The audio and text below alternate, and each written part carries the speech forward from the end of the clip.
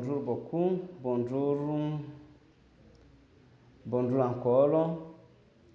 Aujourd'hui, nous allons donner quelques examens on a demandé.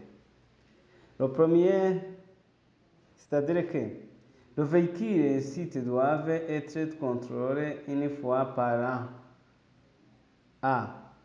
Le véhicule est destiné au transport des personnes en commun. B.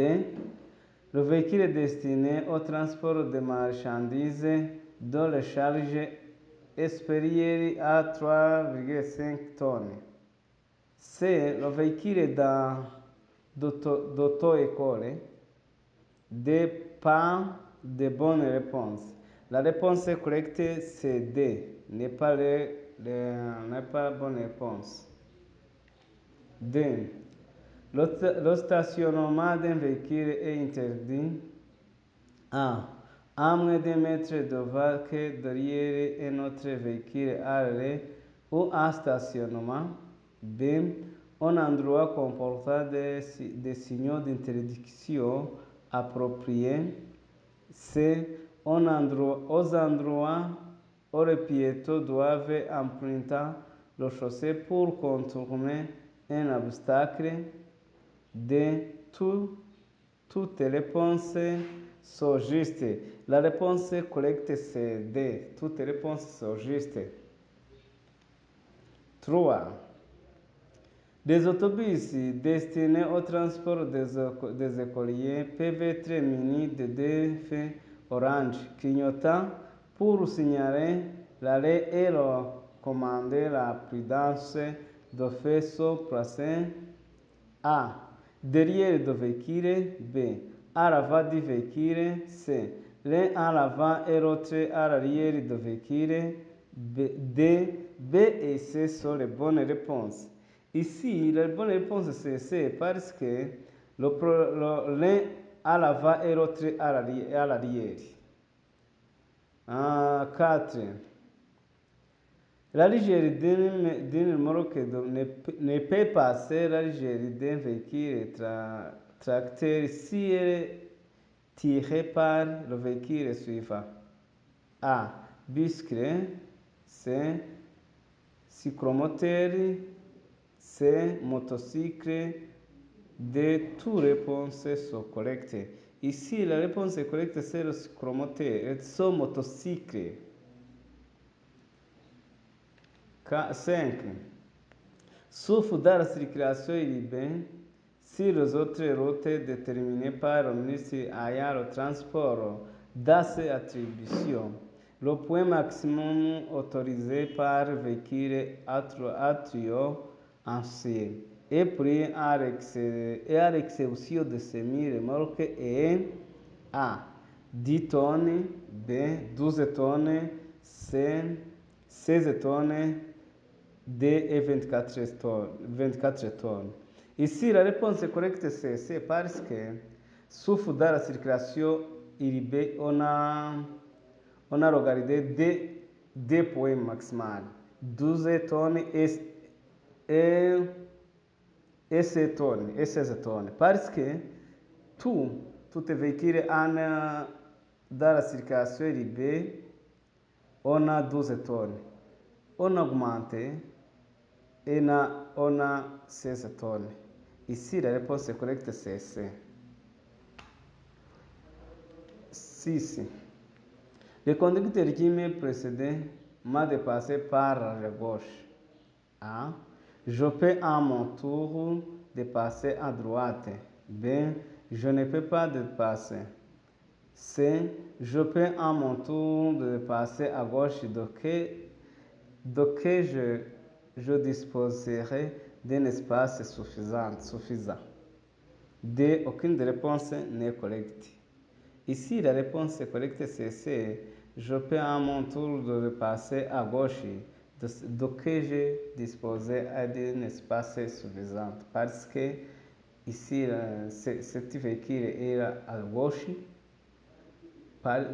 pour qu'on va dépenser à gauche. La réponse c'est C. 7. Que signifie ce signe? Parking pour le cycliste devant nous. B. Zone réservée aux enfants qui apprenaient à faire du vélo. C. Piste cyclable, piéton partagé.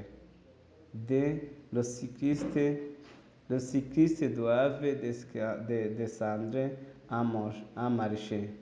Ici, la réponse c'est C. Piste cyclable, piéton partagé. La réponse c'est C. Numéro 8. Les bords de la voie publique ou de la chaussée peuvent être signalés par des dispositifs réfléchissants. Ces dispositifs doivent être placés de manière que les usagers le voient de façon suivante. A. Il ne va à l'air gauche que c'est de couleur blanche. B. Il ne voit à l'air droite que c'est de couleur rouge ou orange. C, A et B sont justes. D, aucune des réponses n'est correcte. Ici, la réponse est correcte, c'est C, parce que A est vrai et B est vrai. À gauche est blanche, à droite et on a voir couleur rouge et orange. Numéro 9. Lorsque la chaussée comporte des bandes de circulation et que la circulation s'y fait dans deux sens, il est interdit à tout conducteur A. D'emprunter la bande droite et de la chaussée. B. De dépasser. C. D'emprunter la bande gauche et de la chaussée. D. Toutes les réponses sont justes. Ici, la réponse correcte c'est C, parce que emprunter la bande gauche de la chaussée. Numéro 10. Le véhicule autre de véhicule en mouvement doit avoir A. Un conducteur. B. Un convoyeur. C. A et B sont de bonnes réponses. D. Aucune des réponses n'est correcte. Ici, la réponse est correcte, c'est A, parce que tout véhicule en mouvement, tout animal, c'est que tout qui est en mouvement, on a le conducteur. Et il y a le conducteur. La réponse c'est A. Numéro 11. Dans quelle direction un conducteur doit-il tourner pour entrer dans un sens giratoire? Dans un sens giratoire. A. À gauche. B.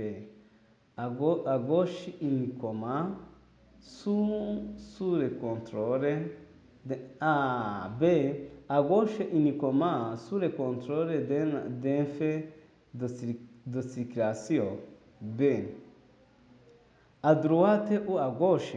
C. À droite.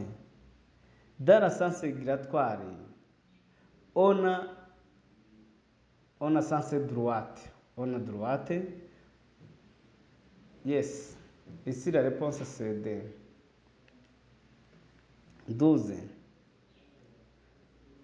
De quoi un conducteur doit avoir connaissance avant d'entrer dans un rond-point?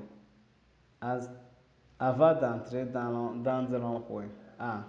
Circulation venant de derrière, à quelle vitesse, à quelle distance est de place. B. La circulation à gauche, à quelle vitesse et à quelle distance. C. Le trafic venant de droite, à quelle vitesse et à quelle distance se trouvait-il? D. Le trafic devant vous, à quelle vitesse et à quelle distance se trouva-t-il? On doit avoir reconnaissé que la circulation venant à gauche, parce qu'on a entré à la droite,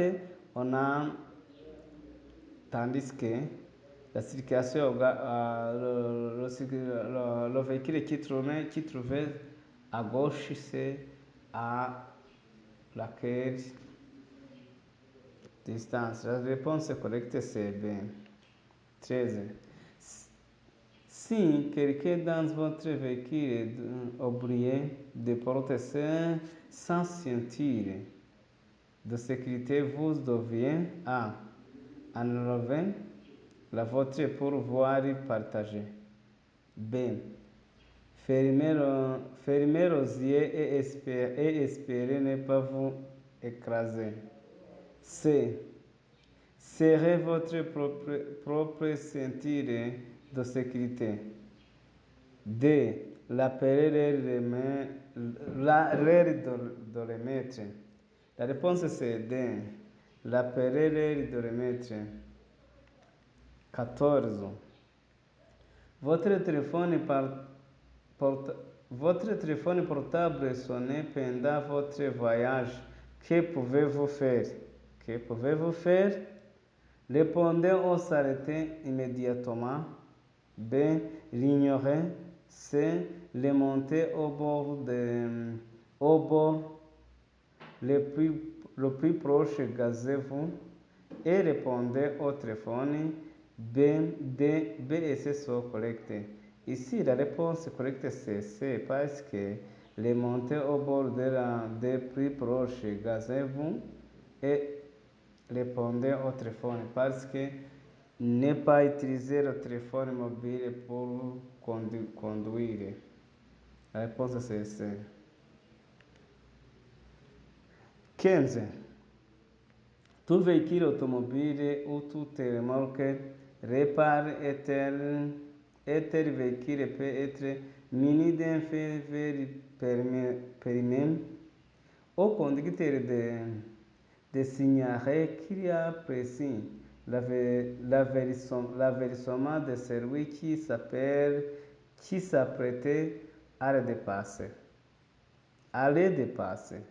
A. À proximité du bord gauche du véhicule. B. À l'arrière et à la proximité gauche du véhicule. C.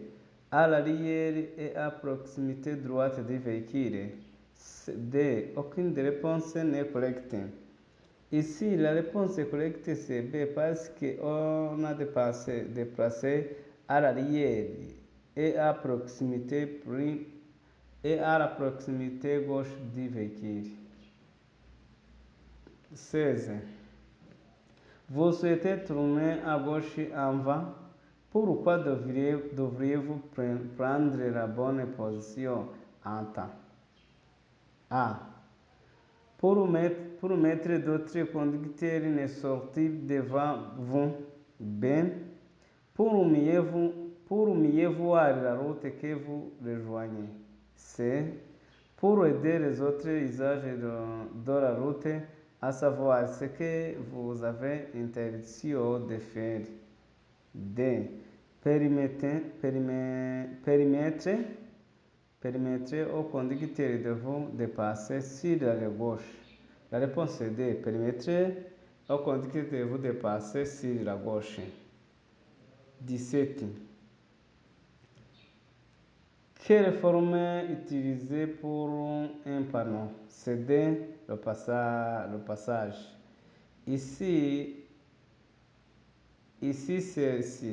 c'est le triangle à rouge. C'est on a utilisé ici. Quelle forme utiliser pour un panneau? Céder le passage. Yes, c'est le triangle à rouge. 18. À cette intersection, il y a un panneau stop et une ligne blanche connue à la surface de la route. Pourquoi y a-t-il un panneau stop ici? A. La vitesse sur la route principale est déléguée. B. C'est une intersection très fréquente. C. La visibilité sur la route principale est illimitée. D. Il y a des lignes d'avertissement de danger ou l'accès de chaussée. Ici, la réponse c'est parce que la visibilité n'est pas bonne. La visibilité sur la route principale est limitée. La réponse est C. Numéro 19. Aucun fait au catadioptre ne peut être placé de manière que le point le plus bas de sa place éclairante se trouvait à moins 0,30 m du sol, le véhicule étant en vide. Mais la présente disposition n'est pas applicable aux fins suivantes. A. Fait de bouillon. B. Fait de marcher arrière. C. A et B sont justes. D. Aucune des réponses n'est correcte. Ici, la réponse est correcte, c'est parce que le fait de bouillon, c'est vrai, et le fait marche arrière. L'élément numéro 20. Que signifie le signal? A. Tout croisement à niveau. B. L'intersection avec une route débouchante sur la droite. B. C. Route sans usine. D. Aucune des réponses n'est correcte. Ici, la réponse correcte, c'est route sans usine. Merci beaucoup pour compagnon. C'est moi, c'est le maître JP. On a une question, on va écrire dans le commentaire et on se le dépose. Merci beaucoup.